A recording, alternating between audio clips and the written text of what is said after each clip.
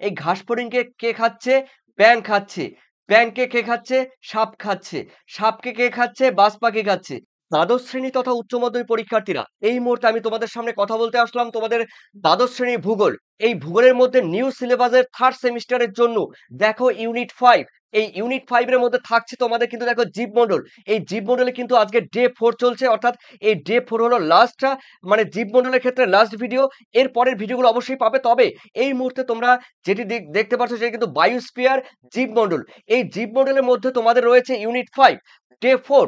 তো এই ডে 4 এর মধ্যে কোন কোশ্চেনগুলো গুরুত্বপূর্ণ হতে চলছে, চলো আমরা অ্যাটলিস্ট একবার এক ঝলক এই গুরুত্বপূর্ণ কোয়েশ্চেনগুলো আমরা দেখে নিচ্ছি তোমাদের 3rd সেমিস্টারের জন্য। আজকে চলছে ডে 4। তো চলো, প্রথম কোয়েশ্চেন রয়েছে, নিম্নলিখিত জীবগুলির মধ্যে কোনটি প্রথম শ্রেণীর খাদক? দেখো, প্রথম শ্রেণীর খাদক বলতে আমরা বুঝি যারা ঘাস, যারা উদ্ভিদকে খাদ্য হিসাবে গ্রহণ করে, গাছপালাকে খাদ্য হিসাবে গ্রহণ করে, তাদের বলা হয় প্রথম শ্রেণীর খাদক। এখানে রয়েছে দেখো খরগোশ। খরগোশ তো ব্যাঙ কিন্তু দেখো ব্যাঙ হবে না, সাপ হবে না, তারপরে বাঘ হবে না। তার মানে খরগোশ হলো প্রথম শ্রেণীর খাদক। কেন খরগোশ? কেন শুধু খরগোশই? কেন ঘাস ফড়িং হবে না? কেন ঘাস ফড়িং কেন? গরু, ছাগল, ভেড়া এগুলো হবে না? এগুলো অবশ্যই হবে। তার কারণ এগুলো প্রথম শ্রেণীর খাদক। এরা ঘাস বা উদ্ভিদকে খাদ্য হিসাবে গ্রহণ করে, উৎপাদককে খাদ্য হিসাবে গ্রহণ করে। তাই তাই খরগোশকে এখানে প্রথম শ্রেণীর খাদক বলা হয়। বাকি যেই নামগুলো বললাম সেগুলো কিন্তু খাদ্য শৃঙ্খলের প্রথম শ্রেণীর খাদক কিন্তু এই যেই নামগুলো বললাম, তার মানে এখানে উত্তর কিন্তু হবে খরগোশ। চলো এরপরে দেখে নিচ্ছি সেকেন্ড কোয়েশ্চেন। বলা হয়েছে উদ্ভিদ ও প্রাণী প্রাণীজগৎ জলবায়ু মাটির সঙ্গে যে পারস্পরিক সম্পর্কের ভিত্তিতে যে বাস্তুতান্ত্রিক একক গড়ে তোলে তাকে কি বলা হয়? তাকে বলা হয় কিন্তু বায়োম। ঠিক আছে, তাকে বলা হয় বায়োম। অর্থাৎ উদ্ভিদ, প্রাণী জগৎ যে জলবায়ু, ঠিক আছে, ও মাটির সঙ্গে একটা পারস্পরিক সম্পর্ক রয়েছে, ঠিক আছে, তার উপরে ভিত্তি করে যে বাস্তুতান্ত্রিক একক গড়ে ওঠে, তখন তাকে কিন্তু বায়োম বলা হয়। তোমরা জানো তুন্দ্রা বায়োম পড়েছো, ঠিক আছে, তৈগা বায়োম রয়েছে, তারপরে রয়েছে সাভানা বায়োম রয়েছে, নিরক্ষীয় অঞ্চলের বায়োম রয়েছে, ভূমধ্যসাগরীয় অঞ্চলের বায়োম রয়েছে, ঠিক আছে, নদীর বায়োম রয়েছে, সমুদ্রের জলের বা লবণাক্ত বায়োম রয়েছে। অর্থাৎ পৃথিবীর একটা নির্দিষ্ট অঞ্চলের উদ্ভিদ এবং সঙ্গে প্রাণী জগৎ প্রাণী জগতের সঙ্গে মাটির সঙ্গে অর্থাৎ জলবায়ুর সঙ্গে একটা আন্তঃসম্পর্ক রয়েছে। তারপরে ভিত্তি করে যে বাস্তুতান্ত্রিক একক গড়ে ওঠে তাকে বলা হয় কিন্তু বায়োম। ঠিক আছে, পৃথিবীর বিভিন্ন ধরনের কিন্তু বিভিন্ন জায়গায় বিভিন্ন টাইপের বায়োম রয়েছে, তবে প্রধান বায়োম কিন্তু 7টি রয়েছে, কোথাও কিন্তু 8টিও পেতে পারো। এরপরে রয়েছে তোমাদের দেখো তিনে বলা হয়েছে পুকুরের খাদ্য শৃঙ্খল। পুকুরের খাদ্য শৃঙ্খলে সর্বনিম্ন জীবভর হলো কোনটি? দেখো উৎপাদক। পুকুরের খাদ্য শৃঙ্খলের সর্বনিম্ন জীবভর কোনটি? দেখো উৎপাদক, অর্থাৎ C is the correct answer. আমাদের ইউটিউব চ্যানেলে সমস্ত ক্লাসের ভিডিও, লাইভ ক্লাস ও আলোচনা সুবিধা রয়েছে। আজই সংগ্রহ করুন। দ্বাদশ শ্রেণীর 3rd সেমিস্টার ভূগোল এর সম্পূর্ণ পিডিএফ ও ই-বুক। ওকে, এর বলতে গেলে কিন্তু অনেক সময় লাগবে। এরপরে রয়েছে দেখো তোমাদের 4 শক্তি প্রবাহের একটি পুষ্টি স্তর থেকে পরবর্তী পুষ্টি স্তরে কি হয়? 10% শক্তি কিন্তু দেখো স্থানান্তরিত হয়। ঠিক আছে, এরপরে রয়েছে দেখো তোমাদের 5 বলা হয়েছে প্রথম বাস্তুতান্ত্রিক পিরামিডের ধারণা কে দেয়? দেখো প্রথম বাস্তুতান্ত্রিক মানে ইকোলজিক্যাল পিরামিড, এই ইকোলজিক্যাল পিরামিডের ধারণা দেয় কিন্তু এলটন। দেখো চার্লস এলটন কিন্তু প্রথম বাস্তুতান্ত্রিক পিরামিডের ধারণা দেন। অর্থাৎ তোমাদের কিন্তু এ ইজ দ্য কারেক্ট আনসার। এরপরে চলো রয়েছে তোমাদের 6 বলা হয়েছে একাধিক খাদ্য শৃঙ্খলের আন্তঃসংযোগের মাধ্যমে খাদ্য খাদ্য ও শক্তি প্রবাহ সম্মিলিত যে জটিল জালিকা সৃষ্টি করে তাকে কিন্তু খাদ্য জাল বলে। অর্থাৎ কোনো উৎপাদককে কেন্দ্র করে যে বিভিন্ন খাদ্য শৃঙ্খল গড়ে ওঠে, সেই বিভিন্ন খাদ্য শৃঙ্খলের মধ্যে যে বিভিন্ন জীব গোষ্ঠী রয়েছে বা প্রাণী গোষ্ঠী রয়েছে তাদের মধ্যে কিন্তু একটা আন্তঃসম্পর্ক গড়ে ওঠে, একটি জালিকার মতো গড়ে ওঠে, তখন একে বলা হয় কিন্তু খাদ্য জাল বা ফুড ওয়েব। এরপরে রয়েছে আমাদের দেখো সাথে রয়েছে খাদ্য খাদকের, এখানে খাদ্য একটু হাইপেন হবে, খাদ্য খাদকের সম্পর্কের ভিত্তিতে কোন খাদ্য শৃঙ্খলগুলি সঠিক? দেখো এখানে 4টি অপশন দিয়েছি, তার মধ্যে কোনটি সঠিক রয়েছে আমরা বলে দিচ্ছি। দেখো আমরা বলে দিচ্ছি দেখো, প্রথমে রয়েছে ঘাস ফড়িং। আমি বারবার আলোচনা করেছি ঘাস ফড়িং। এই ঘাস ফড়িংকে কে খাচ্ছে? ব্যাঙ খাচ্ছে। ব্যাঙকে কে খাচ্ছে? সাপ খাচ্ছে।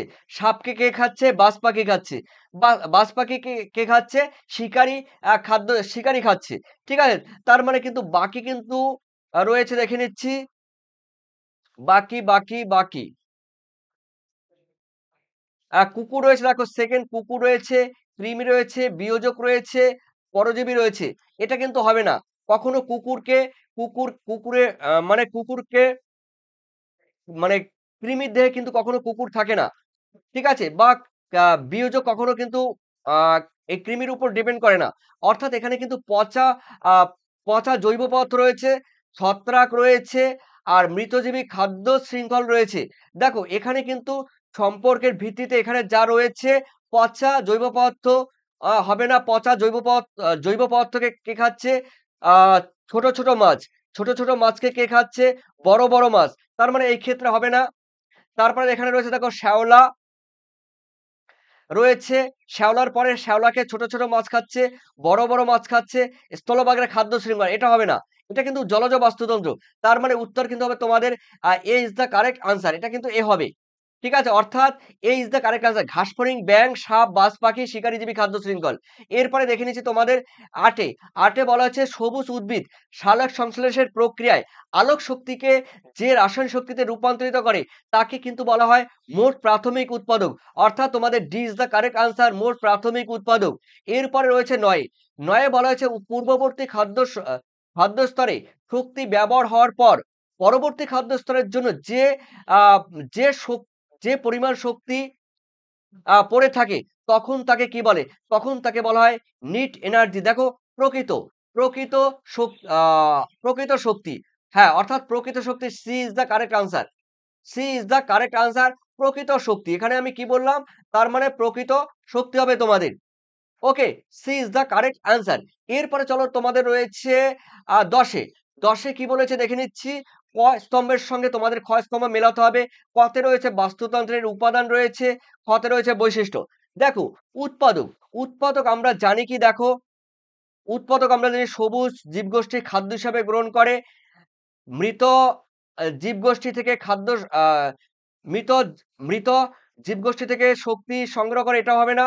উদ্ভিদ ও প্রাণীদের খেয়ে বেঁচে থাকে, উৎপাদক, এটা হবে না। অজৈব শক্তি থেকে খাদ্য তৈরি করে, তার মানে আমরা দেখে নিচ্ছি। ধরো এটা তুমিও জানো না, আমরাও জানি না। তৃণভূমি, তৃণভূমি কি করে? দেখো তৃণভূমি সজীব জীবগোষ্ঠীকে খাদ্য হিসাবে গ্রহণ করে, তৃণভূমি, তাহলে এটা হবে। এরপরে খাদক, খাদক আমরা জানি কি? দেখো খাদক আমরা জানি খাদক আমরা জানি কি রয়েছে? দেখো অজৈব শক্তি থেকে খাদ্য গ্রহণ করে না। আমরা দেখে নিচ্ছি খাদক। দেখো এখানে খাদক রয়েছে, হ্যাঁ, খাদক উদ্ভিদ ও প্রাণীদের খেয়ে বেঁচে থাকে। তার মানে এটা হবে উত্তর, এটা হবে। এরপরে বিয়োজক, বিয়োজক আমরা জানি কি মৃত জীবগোষ্ঠী থেকে শক্তি সংগ্রহ করে, তার মানে এটা হবে। আর উৎপাদক কি হবে? অজৈব শক্তি থেকে কিন্তু খাদ্য তৈরি করে। তার মানে উৎপাদক কি? উৎপাদক অজৈব। দেখো অজৈব শক্তি থেকে খাদ্য উৎপন্ন করে। তার মানে আমরা দেখে নিচ্ছি উত্তর কোনটি হচ্ছে। উত্তর রয়েছে এ। ঠিক আছে? তার মানে এ কিন্তু ইজ দ্য কারেক্ট আনসার। দেখে নাও এ। এতে রয়েছে এ উৎপাদক ১ এর ৪ রয়েছে। বি রয়েছে দেখো বি এর ১ রয়েছে। মানে তৃণভোজী সজীব জীবগোষ্ঠী রয়েছে। খাদক এখানে রয়েছে দেখো তোমাদের সিতে ৩ এর ৩। খাদক রয়েছে উদ্ভিদ এবং প্রাণীদের খেয়ে বেঁচে থাকে। বিয়োজক রয়েছে এটা। তার মানে উত্তর কিন্তু হচ্ছে তোমাদের, একবার তোমরা মিলিয়ে ভালো করে মিলিয়ে দেখে নাও। ওকে? এরপরে চলো রয়েছে তোমাদের ১১। ১১ তে আমি দেখে নিচ্ছি তোমাদের রয়েছে পারস্পরিক পরিবর্তনশীল পরিবেশের প্রভাবে জীবনযাপন ও বংশ বৃদ্ধির জন্য জীবের অসাংস্থানিক আর শারীরবৃত্তীয় বৈশিষ্ট্যের ধারাবাহিক পরিবর্তনকে কি বলে? কোশ্চেনটি ভালো করে একবার দুবার পড়ে নেবে। পজ করে পড়ে নাও। ভিডিও পজ করে পড়ে নাও। উত্তর কিন্তু হবে অভিযোজন। অভিযোজন। ঠিক আছে?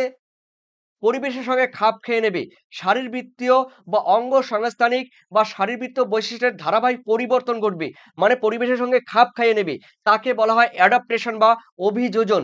এরপরে রয়েছে দেখো তোমাদের 12, বাস্তুতান্ত্রিক পিরামিড প্রকার কয় প্রকার? দেখো বাস্তুতান্ত্রিক পিরামিড কিন্তু 3 প্রকার, সংখ্যা পিরামিড রয়েছে, শক্তির পিরামিড রয়েছে, এরকম কিন্তু 3 প্রকার রয়েছে। এই বাস্তুতান্ত্রিক পিরামিড 3 প্রকার। আমাদের ইউটিউব চ্যানেলে সমস্ত ক্লাসের ভিডিও, লাইভ ক্লাস ও আলোচনা সুবিধা রয়েছে। আজই সংগ্রহ করুন। দ্বাদশ শ্রেণীর থার্ড সেমিস্টার ভূগোল এর সম্পূর্ণ PDF ও ই-বুক। এরপরে রয়েছে তোমাদের 13, বাস্তুতন্ত্রের বিভিন্ন পুষ্টি স্তরে সঞ্চিত শক্তি যে পিরামিডের মাধ্যমে প্রকাশ পায় তাকে কি বলে? তাকে বলা হয় কিন্তু শক্তির পিরামিড। এই ইজ দ্য কারেক্ট আনসার, শক্তির পিরামিড। এরপরে রয়েছে দেখো তোমাদের 14তে বলা হয়েছে জীব প্রজাতির জৈব আর অজৈব পরিবেশের এবং অন্যান্য জীবের সঙ্গে পারস্পরিক ক্রিয়া প্রতিক্রিয়ার মাধ্যমে গড়ে তোলে কি? দেখো বাস্তুতান্ত্রিক নিচ। বোঝা গেল? দেখো প্রজাতির জৈব রয়েছে, অজৈব পরিবেশ রয়েছে এবং অন্যান্য জীবের সঙ্গে পারস্পরিক ক্রিয়া প্রতিক্রিয়ার ও সহযোগিতার মাধ্যমে কিন্তু গড়ে ওঠে বাস্তুতান্ত্রিক নিচ, ইকোলজিক্যাল নিচ বলা হয়। ঠিক আছে, এক কথায় বলতে পারো কোনো প্রাণী বা কোনো জীব যে স্থানে বসবাস করে, দেখো সেই স্থান থেকে যখন খাদ্য সংগ্রহের জন্য অন্য স্থানে চলে যায় তখন সেই স্থানটি হবে বাস্তুতান্ত্রিক নিচ। অর্থাৎ দেখো কোনো সাপ দেখো কোনো ইঁদুরের গর্তে রয়েছে, কোনো সাপ ইঁদুরের গর্তে রয়েছে, এখানে আছে, কিন্তু কিন্তু ও ইঁদুরের গর্ত রয়েছে কিন্তু ইঁদুর নেই। ও যখন খাদ্যের জন্য অনেক দূরে যাবে বা কোনো খাদ্য সংগ্রহের জন্য কোনো অন্য এলাকায় যাবে, ঠিক আছে, খাদ্য সংগ্রহের জন্য যখন অন্য এলাকায় যাবে, যখন যেখান থেকে খাদ্য সংগ্রহ করবে সেই অঞ্চলটা হবে ইকোলজিক্যাল নিচ।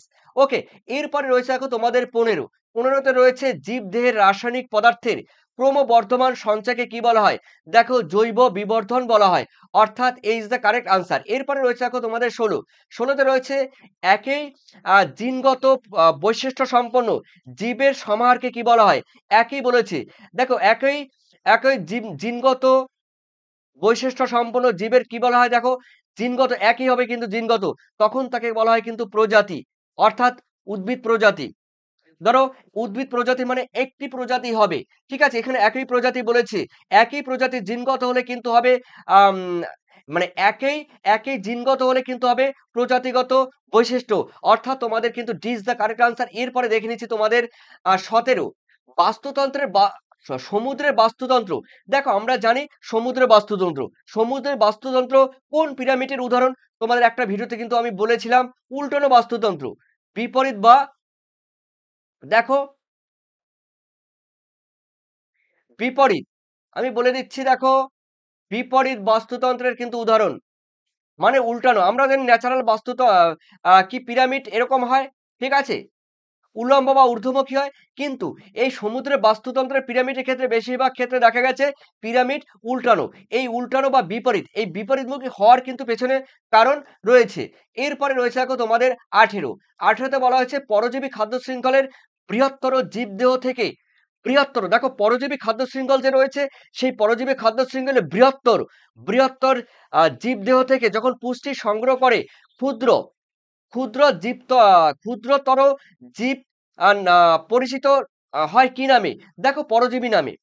অর্থাৎ পরজীবী খাদ্য শৃঙ্খলের একটা ধরো জীবদেহ রয়েছে, এই বৃহত্তর জীবদেহ থেকে যখন কি করে পুষ্টি সংগ্রহ কে করবে? ক্ষুদ্রতর জীব। এই ক্ষুদ্রতর জীব পরিচিত কি নামে? দেখো পরজীবী নামে। ওকে, তার মানে বলতে পারো তোমরা এ ইজ দ্য কারেক্ট আনসার। এরপরে রয়েছে দেখো তোমাদের 19, দেখো মৃত জীবের মৃত জীবীদের দ্বারা মৃতদেহের অর্ধবিয়োজিত পদার্থকে কি বলে? ডেট্রিটাস বলে। মনে রাখবে কোশ্চেনটি, তোমরা কিন্তু অনেকে ডেট্রিভোর করে ফেলবে, কিন্তু এই ডেট্রিভোর করলে কিন্তু হবে না, এটা কিন্তু ভুল। এখানে বলেছে মৃতজীবী কারা? তোমরা জানো মৃতদেহ খেয়ে যারা বেঁচে থাকে সেই মৃতজীবীদের দ্বারা কোনো মৃতদেহ, দেখো মৃতজীবীদের দ্বারা মানে মৃতজীবী কারা? ব্যাকটেরিয়া, ভাইরাস, প্রোটোজোয়া, ছত্রাক, এই মৃতজীবীদের দ্বারা মৃতদেহ, এটা একটা মৃতদেহ। মৃতদেহকে অর্ধ বিয়োজিত পদার্থকে কি বলা হয়? অর্ধবিয়োজিত পদার্থকে বলা হয় ডেট্রিটাস, অর্থাৎ তোমাদের C is the correct answer. এরপর আমি চলে যাচ্ছি তোমাদের 20-তে। মৃত ও গলিত জীবদেহ থেকে ব্যাকটেরিয়া জীবাণুর মধ্যে দিয়ে যে শক্তি প্রবাহিত হয় তখন তাকে কিন্তু মৃতজীবী বলা হয়। মৃতজীবী বলা হয়। মৃতজীবী কারা? ব্যাকটেরিয়া, প্রোটোজোয়া, ছত্রাক, ভাইরাস, এগুলো। এদের দ্বারা যখন অর্ধবিয়োজিত হয় তখন তাকে ডেট্রিভোর বলা হয়। ঠিক আছে, তখন তাকে ডেট্রিটাস বলা হয়, ডেট্রিটাস। এরপরে রয়েছে আমাদের 21-এ, খাদ্য শৃঙ্খলের নিম্নতর স্তর থেকে সর্বোচ্চ স্তর পর্যন্ত জীবের সংখ্যা ক্রমশ কি পায়? দেখো, ক্রমশ ড্যাশ ক্রমশ হ্রাস পায়, অর্থাৎ কি হবে? শক্তি ক্রমশ হ্রাস পায়। অর্থাৎ বলা হয়েছে খাদ্য শৃঙ্খল, তুমি একটা পিরামিডই ধরো, একটা পিরামিড ধরো, একটা পিরামিড আমি তোমাদের এখানে এঁকে দিচ্ছি, একটা পিরামিড তোমাদের আমি এঁকে দিচ্ছি। দেখো, এটা পিরামিড। এই পিরামিডে বলা হয়েছে, এটা মনে করো খাদ্য শৃঙ্খল। এখানে রয়েছে উৎপাদক, এখানে রয়েছে উৎপাদক, এখানে রয়েছে ধরো সাপোজ রয়েছে ঘাস ফড়িং, ফড়িং রয়েছে, এখানে ধরো রয়েছে ফড়িং রয়েছে, এখানে রয়েছে ব্যাং, ব্যাং রয়েছে, এখানে ধরো সাপ রয়েছে। তো এখানে রয়েছে বাজ পাখি।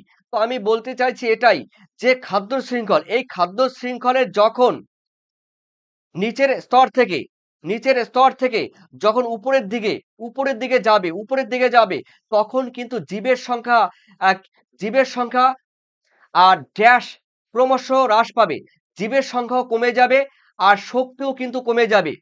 দেখো, জীবের সংখ্যাও কমে যাবে, এই যে জীবের সংখ্যাও কমে যাবে, শক্তির পরিমাণও কমে যাবে, সংখ্যাও কমে যাবে, পুষ্টিও কমে যাবে, টোটাল কিন্তু কমে গেছে।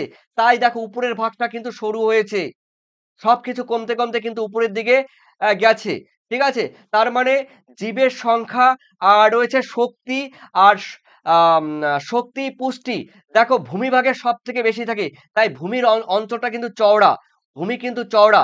যতই উপর দিকে যাবে শক্তি, জীবের সংখ্যা এগুলো কিন্তু কমতে থাকে, তাই সংকীর্ণ হয়ে যায় উপরের অংশ, নিচের অংশ প্রশস্ত হয়ে যায়।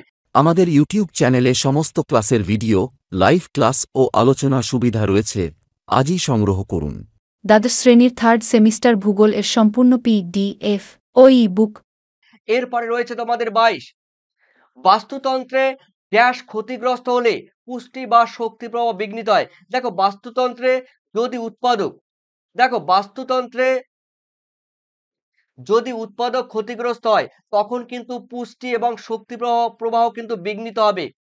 ঠিক আছে, অথবা বাস্তুতন্ত্রে যদি খাদ্য শৃঙ্খলের একটি জীব বাস্তুতন্ত্রের খাদ্য শৃঙ্খলের যদি একটি জীব নষ্ট হয়ে যায় তাহলে সেই বাস্তুতন্ত্র কি হয়ে যাবে, মানে সেই খাদ্য শৃঙ্খল কিন্তু নষ্ট হয়ে যাবে। তার মানে আমি তোমাদের উদাহরণ সহ আমি অবশ্যই আমার বলতে হবে। দেখে নাও, উদ্ভিদ উদ্ভিদ রয়েছে, দেখো উদ্ভিদ রয়েছে, উদ্ভিদকে কে খাচ্ছে? ঘাস ফড়িং, ঘাস ফড়িংকে কে খাচ্ছে? ব্যাঙ খাচ্ছে, ব্যাঙকে কে খাচ্ছে? সাপ খাচ্ছে, সাপকে কে খাচ্ছে? বাজ পাখি খাচ্ছে। দেখো, এই যে উৎপাদক থেকে শুরু করে একদম বাজ পাখি পর্যন্ত শক্তি, দেখো শক্তি কিন্তু যাচ্ছে, এক দেহ থেকে কিন্তু অন্য দেহে শক্তি যাচ্ছে, এনার্জি যাচ্ছে। তো এর মধ্যে যদি কোনো কারণে ঘাস ফড়িং পৃথিবী থেকে কিন্তু বিলুপ্ত হয়ে যায়, পৃথিবী থেকে যদি ঘাস ফড়িং ধ্বংস হয়ে যায় তখন কিন্তু এই ব্যাঙও থাকবে না, সাপও থাকবে না, অর্থাৎ এখানে কিন্তু বাজ পাখিও থাকবে না। অর্থাৎ এখানে কিন্তু বলা যায় একটি খাদ্য শৃঙ্খল ধ্বংস হয়ে যাবে, কিন্তু খাদ্য জাল ধ্বংস হবে না, খাদ্য শৃঙ্খল ধ্বংস হয়ে যাবে। তার মানে উৎপাদক ক্ষতিগ্রস্ত হলে কিন্তু পুষ্টি এবং শক্তি, উৎপাদক, এই গাছপালা যদি কমে যায়, এই উৎপাদক যদি কমে যায় তখন তখন পুষ্টি এবং শক্তি প্রবাহ কিন্তু বিঘ্নিত হবে, ধ্বংস হবে। এটা কিন্তু মাথায় রাখতে হবে।